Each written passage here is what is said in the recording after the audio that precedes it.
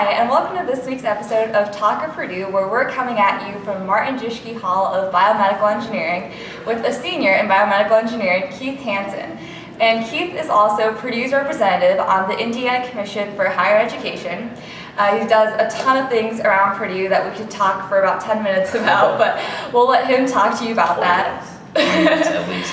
And as you may notice, for our loyal viewers, we are coming out this video on Monday. That's because Thursday night, if you saw Friday's paper, Jeff and I were a little busy with about 20 pages and a tailgate guide. So we're coming out on Monday with it. But Keith, we're excited to have you on the show. Thank you, it's a pleasure. So how about we start with Friday night? What were you doing on Friday night? Friday night, I don't know if I can remember that far back. Friday night, actually, I had the honor of emceeing the President's Council annual dinner, which is a collection of all the biggest donors at Purdue University, along with Brianna Castle. And I did that because I'm a member of the Purdue Foundation Student Board. It was a blast. We had Gene Cernan there, the last guy on the moon, all the upper administration, many amazing donors. We also had a surprise appearance by John Purdue, which was a blast. And it was just so much fun. And then afterwards, I ran over to the Lupe concert, where I hope everyone else was, and got to catch Stand and Laser show. And your term on the Commission of Higher Education goes until the end of your time at Purdue, essentially. So what are you really going to be doing, I guess, in the next year coming up? Or for some people who don't even really know what the Commission does, Sure. What exactly are you doing on it? Okay, well, just to start off, the Commission for Higher Education is a coordinating agency, consists of 14 members from all around the state, and we're responsible for overseeing the 7 public institutions in the state. We approve their capital projects, or we make recommendations on their capital projects. We approve their budgets.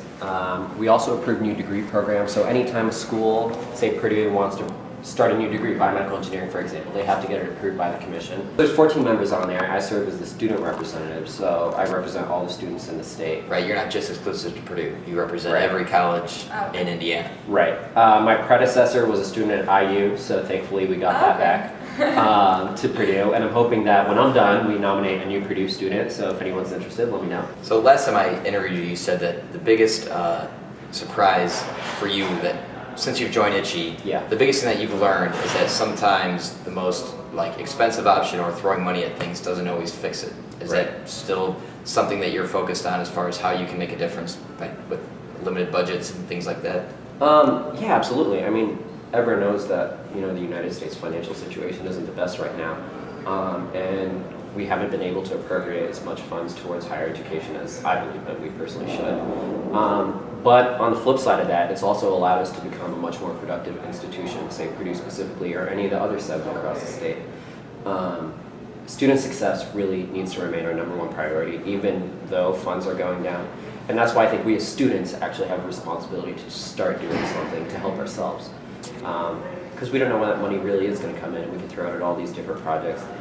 But since we've been cutting back, you've seen which projects or which metrics have been made. You can kind of measure what programs have been the most successful, and those are the ones that we've been keeping around. So biomedical engineering isn't exactly, the discipline you would think someone who's really involved with higher education or really even just state politics would go into. Why are you interested in those areas? Well, it got to the point where I couldn't code out Airbnb, so I just decided to continue. No, I'm just kidding.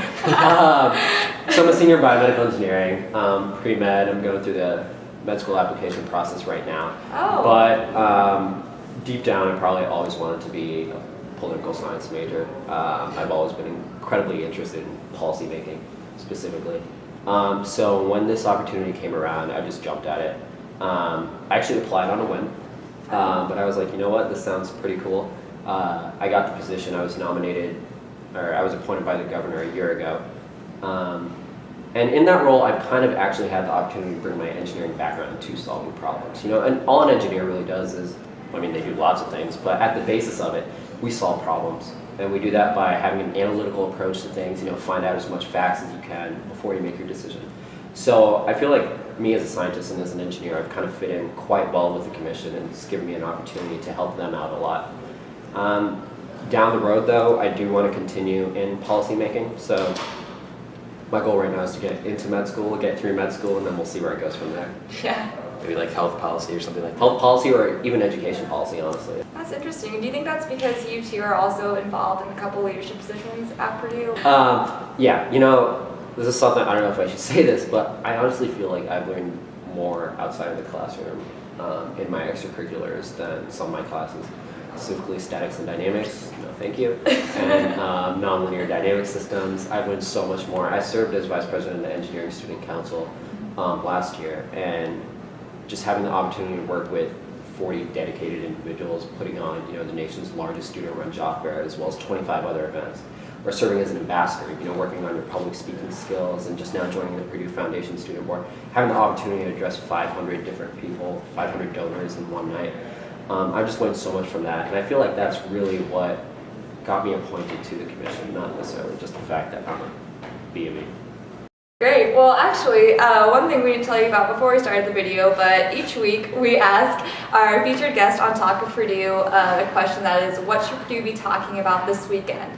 But since this is coming out on Monday, and the weekend's a couple days ahead, well, we're going to ask you, what should Purdue be talking about this week? Or what's something that they should be paying attention to?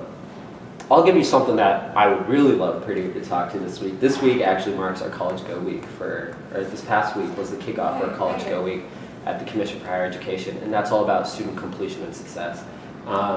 We could talk about our not so great performance at the game or how awesome Lupe is, but if we could sneak in a bit of talk about students actually setting a plan of study, trying to complete college, maybe actually focusing on the amount of debt that students have to pay when they graduate. We really as students need to take a look at what we're doing.